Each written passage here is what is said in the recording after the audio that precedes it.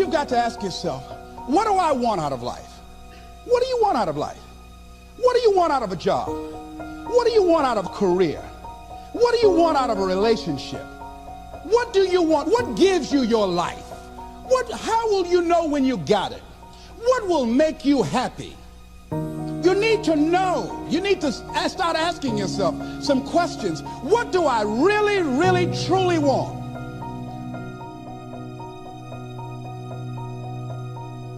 You envisioned something, you got clear about it, and then you started thinking about all the reasons why you wanted it. You got excited about it. Said, this is what's next for me now.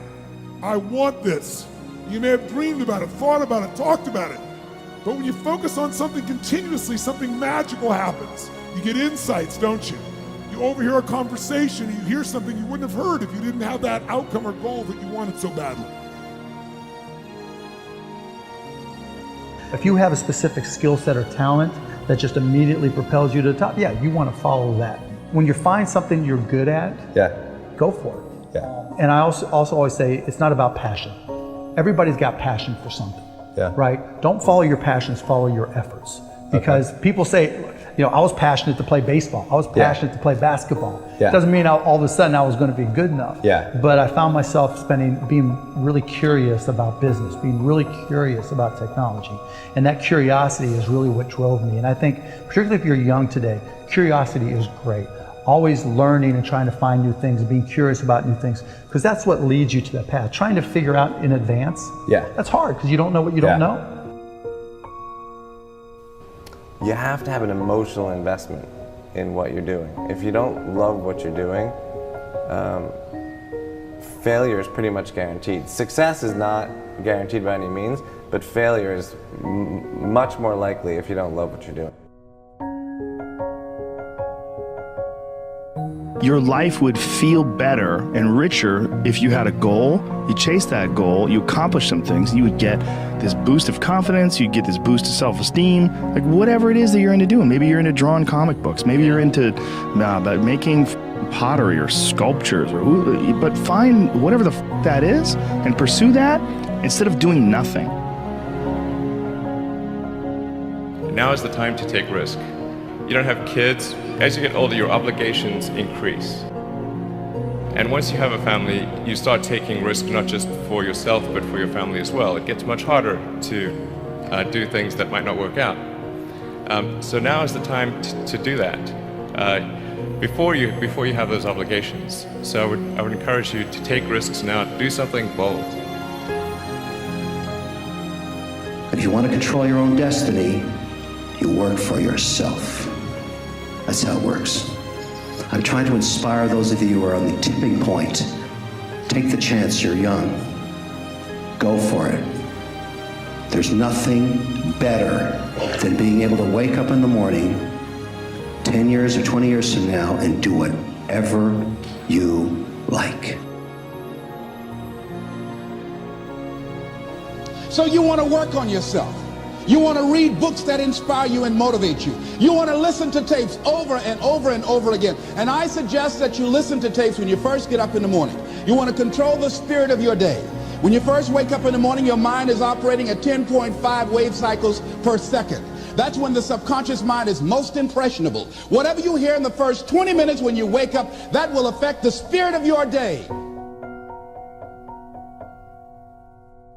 You want to make your dream come true, you got to stay focused. Some people rather get even than get ahead. Stay focused on where you want to go. The one commodity that is most valuable on this earth is time. Time to love, time to live. From the moment the human body is born, it begins dying.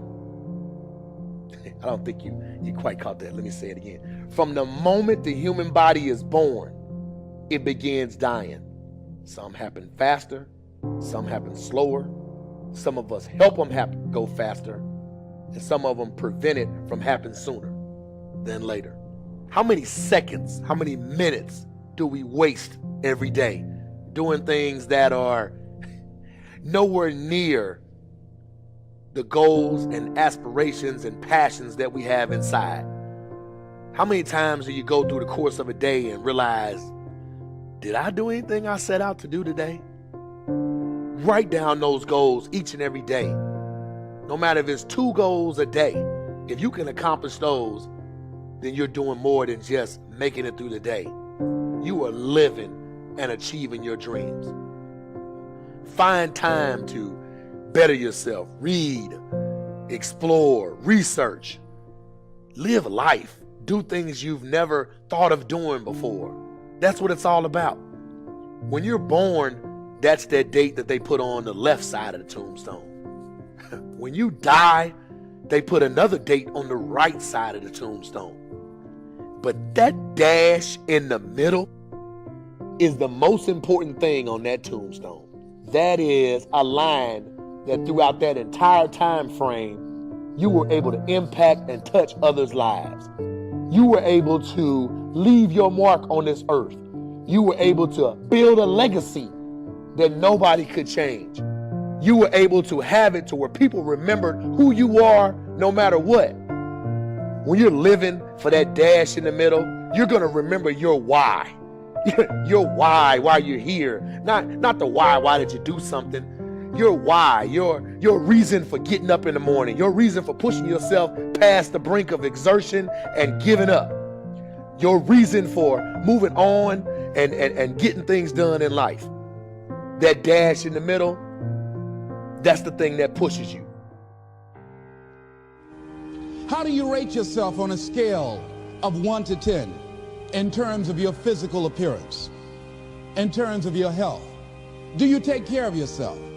Are you allowing yourself to get overweight and out of shape?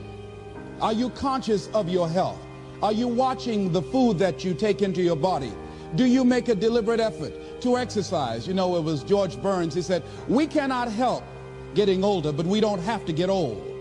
And many of us get old before our time because we don't take time to take care of ourselves. Your environment is a very good indicator.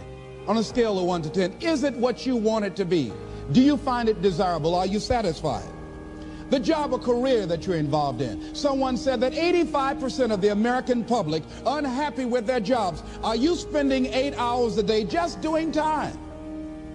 Doing something that you don't find challenging, that does not make you stretch mentally, that does not stimulate you, that does not inspire you.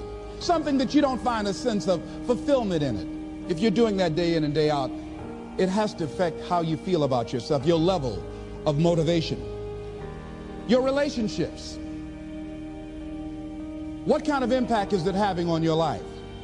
Is it nourishing or is it a toxic relationship? Does it drain you or does it build you up?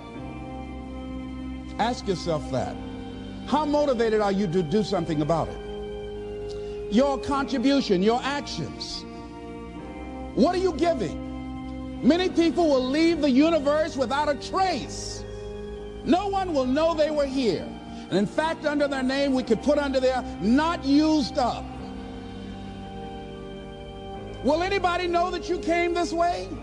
What contribution are you giving? What will you leave? What will be different because you came this way?